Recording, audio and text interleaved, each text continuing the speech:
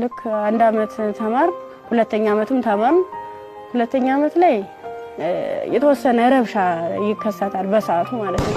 ረብሻ ሲፈጠር ምንድነው 3 ሰዓት ነው ከሌሊቱ 3 ሰዓት ላይ እኔ አጋጣሚ ከልጆች ጋር እንትን ነበርኩ ላይብራሪ ነበርኩ እኔ ወደ ውስጥ ስንመለስ ውስጥ ላይ የሆነ ሰው ሲተኩስ ከውጭ ላይ ይቀባበላሉ። ከዛ ኧረ ምንድነው በዚህ ውጡ በዚህ ወረዱ እንዴ ወንበስ ወሉ እንትን ታኙ ተንበልበሉ ምናምን ይሉናል።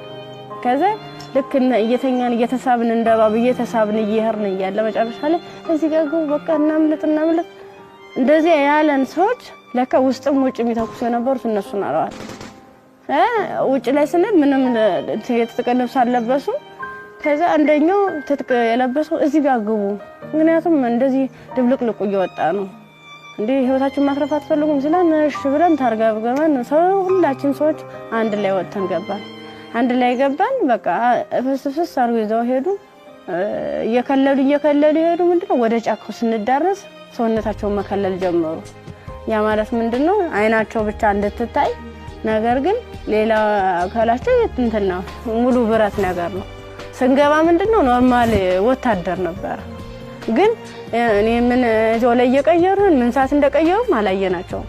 ከዛ ይሄርን እያለ ጫካ ስንጀምር መኪናውን ከዚህ በኋላ መኪናን መግባት አይችልም ወራዱ በእግራችን ዱብ እያለ ነው የምንሄዳው። ልክ በእግራችን እየሄርን እያለ እንትን አይናቸው ብቻ እንድትታይ ሌላቸውን ሸፈኑና ጸጉራቸውን ገለጡት። ያኔ ኬፕ ነገር ነበር የለበሱ ጸጉራቸውን ሲሉት እንዴ እንደሽ ቀጥ ያለ ነው። እንሄዳለን መንገዱ ያልቅም 6 ሰዓት ፈጀብን።